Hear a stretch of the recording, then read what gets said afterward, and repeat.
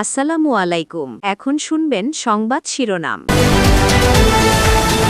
যাত্রী বোঝাই করে ঢাকা ছাড়ছে ট্রেন লঞ্চ। মর্মান্তিক দুর্ঘটনার পরও সচেতন হয়নি মানুষ। লঞ্চ আসবে বললে ৩-৪ ঘন্টার বেশি হয়ে গেছে, তাও লঞ্চ আসার কোনো নাম নেই। এখন ভাড়া রেটটাও একটু বেশি।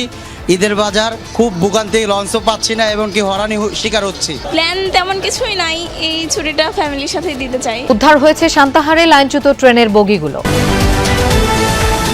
টার্মিনালগুলোতে বাসের ঘাটতি, সড়কে ঘন্টার পর ঘন্টা দাঁড়িয়ে আছেন বহু যাত্রী। পথে পথে যাত্রী তোলায় ঢাকা টাঙ্গাইল মহাসড়কে যানজট। 200 টাকা ভাড়া, যেখানে আমরা টাঙ্গাইল যাই সেখানে আজকে 1000 টাকা যাইতেছে। টাঙ্গাইলের গাড়ি পাওয়া যাইতেছে, যেখানে মানে 500 টাকা ভাড়া, এটা 1400-1500 টাকা। গাড়ি ভাড়া তো বেশি, অনেক বেশি। বগুড়ার ভাড়া চাই 1000 টাকা, 1200 টাকা। জাতীয় ঈদগাহে প্রধান জামাতের প্রস্তুতি সম্পন্ন। রাষ্ট্রপতির সাথে নামাজ আদায় করবেন প্রধানমন্ত্রী তারেক রহমান। শুভেচ্ছা বিনিময় করতে পারবেন মুসল্লিরা। এবছরই বিএনপির কাউন্সিল ও স্থানীয় সরকার নির্বাচন, জানালেন মির্জা ফখরুল। আইন শৃঙ্খলার উন্নতি, অর্থনীতির পুনর্গঠন এগিয়ে নেয়ার সাফল্যের দাবি। আসসালামু আলাইকুম। এতক্ষণ শুনছিলেন সংবাদ শিরোনাম, এখন শুনবেন বিস্তারিত। ঈদের ছুটিতে রাজধানী ছাড়ছেন ঘরমুখো মানুষ। পরিবার প্রিয়জনের সাথে ঈদ উদযাপনে রেল, সড়ক ও নৌপথে ঢাকা ছাড়া মানুষের উপচে পড়া ভিড়। এদিকে সকাল থেকেই কমলাপুর রেলওয়ে স্টেশনে যাত্রীদের উপচে পড়া ভিড় ছিল। টিকিট নিয়ে প্ল্যাটফর্মে দীর্ঘ সময় ধরে অপেক্ষা করছেন যাত্রীরা। নির্ধারিত সময়ে ট্রেন ছাড়ার কথা থাকলেও দূরপাল্লার ট্রেনগুলো আধ ঘন্টার বেশি সময় বিলম্ব করে প্ল্যাটফর্ম ছেড়ে যাচ্ছে। সবচেয়ে সময় বিপর্যয় হয়েছে নীলসাগর ও একতা এক্সপ্রেস ট্রেনে। রাত থেকেই যাত্রীরা স্টেশনে অপেক্ষা করছেন। এই ট্রেনের অতিরিক্ত 3টি কোচ সংযোগ দেওয়া যায়নি, যার কারণে এই 3 কোচের যাত্রীদের টিকিট ফেরত নিয়ে সমমূল্যের অর্থ দেওয়ার ঘোষণা দিয়েছে রেলওয়ে কর্তৃপক্ষ। প্ল্যান তেমন কিছুই নাই, এই ছুটিটা ফ্যামিলির সাথে দিতে চাই। 9 দিন ছুটি পাইছি, যাবো ঈদের বাড়িতে, সবাই আছে। মানে যারা টিকিট কাটছে না তারা সেজনে ঢুকতে পারতেছে না, ভেতরে প্রচুর জাম। এখান থেকে যাবো, তার রাস্তা নেই। অতিরিক্ত যাত্রী চাপের জন্য এই অবস্থাটা হচ্ছে। কিছু করার নাই ভাই, হ্যাঁ যাইতেই হবে। দুর্ঘটনা তো বলে কয়ে আসে না, আল্লাহ তাআলা যেহেতু এটা দুর্ঘটনা দিছে, এটা আমাদের মেনে নিতে হবে। ঈদে লঞ্চে করে বাড়ি ফেরার চাপও চোখে পড়ার মতো। লঞ্চে জায়গা পেতে ভোর রাত থেকে সদরঘাট লঞ্চ টার্মিনালে উপচে পড়া ভিড়। টার্মিনালের পল্টনে লঞ্চ থামা মাত্রই ঘরমুখো যাত্রীরা হুড়মুড়িয়ে নৌযানে উঠছেন। গতকাল দুর্ঘটনায় প্রাণহানির পরও যাত্রীদের মধ্যে কোনো সতর্কতা বা সচেতনতা দেখা যায়নি। যাত্রী পরিপূর্ণ হলেই ছেড়ে যাচ্ছে নৌযানগুলো। তবে বরগুনা, মুলাদি, ভাসানচরের লঞ্চ টার্মিনালে না আসায় যাত্রী ভোগান্তি চরমে। ভোর থেকে অপেক্ষায় হাজারো ঘরমুখো মানুষ। লঞ্চ আসবে বললে ৩-৪ ঘন্টার বেশি হয়ে গেছে, তাও লঞ্চ আসার কোনো নাম নেই। ভয়জোরের কারণে আসছি, 10টা-11টা বাজে লঞ্চ আসার কথা, এখনো আসে না। আমরা এই যে অনেক যাত্রী এইরকম হয়রানি হইতেছে। 7টা থেকে এখনো কোন মুলাদির লাইনের কোনো লঞ্চ নাই। আশায় বসে আছি কখন আসবে তা জানি না। প্রতিবার দেরি 12 ঘন্টা 14 ঘন্টা করে লাগে যাইতে, এবারকে কয় ঘন্টা লাগবে যাইতে? এখন অপেক্ষা করতেছি, করার কিছু। গাবতলী বাস টার্মিনাল থেকে নির্ধারিত সময় ছেড়ে যাচ্ছে দূরপাল্লার বাস। এতে যাত্রীদের মধ্যেও দেখা গেছে স্বস্তির চাপ। তবে যাত্রীদের অভিযোগ, কিছু কিছু বাস নির্ধারিত ভাড়ার থেকে বেশি আদায় করছে। তবে বিষয়টি অস্বীকার করেন পরিবহন সংশ্লিষ্টরা। এছাড়া জ্বালানি তেল নিয়ে ভোগান্তির কথা জানান তারা। বলেন, ফিলিং স্টেশনগুলোতে ঘুরে ঘুরে তেল সংগ্রহ করতে হচ্ছে, এতে করে অনেক সময় লেগে যাচ্ছে। এদিকে মহাসড়কেও ঘরমুখো যাত্রীর প্রচুর চাপ। গণপরিবহন সংকটে ঘন্টার পর ঘন্টা অপেক্ষা করছেন যাত্রীরা। স্বজনদের সাথে ঈদ উদযাপন করতে বাড়ির পথ ধরেছে রাজধানীবাসী। ঘরমুখো মানুষের চাপ বেড়েছে সড়ক মহাসড়কে। সকাল থেকে ঢাকা টাঙ্গাইল মহাসড়কের চন্দ্রা ত্রিমোড় এলাকায় অন্তত 10 কিলোমিটার এলাকা জুড়ে যানজটের সৃষ্টি হয়। ভোগান্তিতে পড়েন যাত্রীরা। গাড়ির বাড়তি চাপ ও যাত্রী ওঠানামায় এলোমেলো পার্কিং ও উল্টো পথে অটোরিকশা চলাচল করায় যানজট তৈরি হয়েছে বলে জানিয়েছেন যানবাহন সংশ্লিষ্টরা। এছাড়া ঢাকা ময়মনসিংহ মহাসড়কের আব্দুল্লাপুর, টঙ্গী বোর্ডবাজার, ভোগড়া বাইপাস ও চান্দনা চৌরাস্তায় দেখা গেছে গাড়ির মন্থর গতি। যাত্রীদের কাছ থেকে অতিরিক্ত ভাড়া আদায়ের অভিযোগ উঠেছে পরিবহনগুলোর বিরুদ্ধে।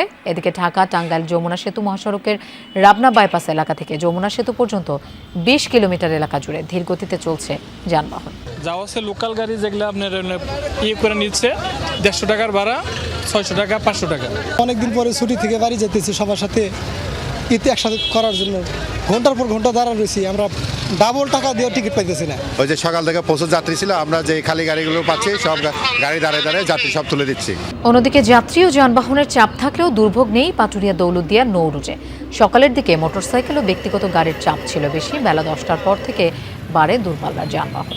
একই চিত্র ঢাকা মাওয়া এক্সপ্রেসওয়েতেও। যানবাহনের চাপ থাকলেও দুর্ভোগে পড়তে হয়নি ঘরমুখো মানুষদের। পদ্মা সেতুর টোল প্লাজায় যানবাহনের চাপ থাকলেও জটলা তৈরি হয়নি। তবে এই রুটেও যাত্রীদের কাছ থেকে অতিরিক্ত ভাড়া আদায়ের অভিযোগ উঠেছে পরিবহনগুলোর বিরুদ্ধে। ভালো অবস্থা, যানজট কম, যাতায়াত ব্যবস্থা খুবই ভালো। ভাড়া তো তুলনামূলক বেশি, এখন তো একটু বেশি নিচ্ছে। আগে আমরা যা দিয়ে যাইতাম তার ডবল ভাড়া বেশি তো ভাই। আমরা ওই মুক্তারপুর থেকে তো 1200 টাকা 1100 টাকা যাইতে পারি পটুয়াখালী পর্যন্ত, এনটনে 1000 টাকা ভাড়া চাচ্ছে। দর্শক, আমরা আবারও সরাসরি ঈদে ঘরে ফেরা মানুষের খবর জানবো। গাবতলী বাস টার্মিনালে আছেন আমাদের সহকর্মী। সকাল থেকে যারা দূরপাল্লার বাসের জন্য অপেক্ষা করছেন, তাদের সবাই কি রওনা করতে পেরেছেন? কি বলছেন তারা? আমাদের যদি দেখেন যে যাত্রী নেই বললেই চলে, তবে সবাই যে পরিবহনেই যেতে পেরেছে এমনটি নয়। বেশিরভাগ মানুষজন অনেকেই পরিবহনে গিয়েছেন। আমি গাবতলী আসার পর থেকে দেখেছি পরিবহনের বাইরেও যে লোকাল বাসগুলো রয়েছে, সেই লোকাল বাসগুলো কিন্তু পাতেরিয়া, বগুড়া, বিভিন্ন জায়গায় দূরপাল্লার যাত্রী নিয়ে যাচ্ছে এবং তারাই মূলত বেশি দাবি করছে, এমনটাই অভিযোগ করছেন যাত্রীরা। এবং দীর্ঘদিন পরে জাতীয় ঈদগাহ মাঠে নামাজ আদায় করবেন প্রধানমন্ত্রী তারেক রহমান, জানিয়েছেন স্থানীয় সরকার প্রতিমন্ত্রী মীর শাহে আলম। তিনি বলেন, একই সঙ্গে নামাজ আদায় করবেন রাষ্ট্রপতি মোহাম্মদ শাহাবুদ্দিন। জাতীয় ঈদগাহ ময়দানের প্রস্তুতি পরিদর্শন শেষে প্রতিমন্ত্রী জানান, জাতীয় ঈদগাহ মাঠে নারীসহ 40,000 মুসল্লি নামাজ আদায় করতে পারবেন। নামাজে অংশগ্রহণ করা মুসল্লিরা প্রধানমন্ত্রীর সঙ্গে শুভেচ্ছা বিনিময় করতে পারবেন। প্রতিমন্ত্রী বলেন, আবহাওয়া খারাপ থাকলে প্রধান জামাত জাতীয় মসজিদ বায়তুল মোকাররমে অনুষ্ঠিত হবে। এ সময় ডিএমপি কমিশনার মোহাম্মদ সরওয়ার জানান, জাতীয় ঈদগাহ, বায়তুল মোকাররম সহ অন্যান্য স্থানে ঈদ জামাতের নিরাপত্তা নিশ্চিত করবে ঢাকা মেট্রোপলিটন পুলিশ। ঈদগাহ মাঠে ছাতা ছাড়া অন্য কিছু না নিয়ে যাওয়ার অনুরোধ করেন ডিএমপি কমিশনার। এ সময় তিনি নিরাপত্তার স্বার্থে তল্লাশি কাজে সহায়তা করতে মুসল্লিদের প্রতি অনুরোধ জানান। যে এখানে মহামান্য রাষ্ট্রপতি এখানে ঈদের নামাজ আদায় করবেন। মাননীয় প্রধানমন্ত্রী জনাব তারেক রহমান এই ঈদগাহ ময়দানে ঈদের নামাজ আদায়ের সম্মতি জ্ঞাপন করেছেন। জাতীয় ঈদগাহে ঈদের জামাতে কয়েক স্তরে নিরাপত্তা ব্যবস্থা তৈরি করা হবে। প্রবেশ গেট সমূহে তল্লাশির জন্য আর্চওয়ে এবং মেটাল ডিটেক্টর থাকবে। চলতি বছরেই বিএনপির কাউন্সিল ও স্থানীয় সরকার নির্বাচন হবে বলে জানিয়েছেন বিএনপি মহাসচিব ও স্থানীয় সরকার মন্ত্রী মির্জা ফখরুল ইসলাম আলমগীর। সাংবাদিকদের সঙ্গে মত বিনিময়ে তিনি বলেন, আওয়ামী লীগের কার্যক্রম ও জুলাই সনদ বাস্তবায়ন প্রসঙ্গেও আইনশৃঙ্খলা পরিস্থিতির উন্নতি ও অর্থনীতির পুনর্গঠন এগিয়ে নেওয়াকে সরকারের বড় সাফল্য বলে দাবি করেন বর্ষিয়ান এই নেতা। ঈদের আগে বিএনপি চেয়ারম্যানের গুলশান কার্যালয়ে সাংবাদিকদের সঙ্গে মহাসচিব মির্জা ফখরুল ইসলাম আলমগীরের মতবিনিময়। দীর্ঘ 1.5 দশকের আন্দোলন সংগ্রামে সাংবাদিকদের ভূমিকা স্মরণ করেন তিনি। স্থানীয় সরকার মন্ত্রীর কাছে 1 মাস বয়সী সরকারের কর্মকাণ্ডের মূল্যায়ন জানতে চান সাংবাদিকরা। বিএনপির গভর্নমেন্টে যখনই আসে তখনই একটা করে ঝামেলা আসে, এর আগেও দেখা গেছে। এবার তো বড় এসছে আপনার ইরান যুদ্ধ, যোগ্যতার সঙ্গে এই জিনিসগুলোকে মোকাবেলা করা গেছে, চ্যালেঞ্জগুলো মোকাবেলা করা গেছে। তার মধ্যে সবচেয়ে বড় হচ্ছে যে তেলের দাম এখনও বাড়েনি। সেই ফ্যামিলি কার্ডের যে পাইলট প্রজেক্ট যেটা আমরা শুরু করে দিয়েছি অলরেডি।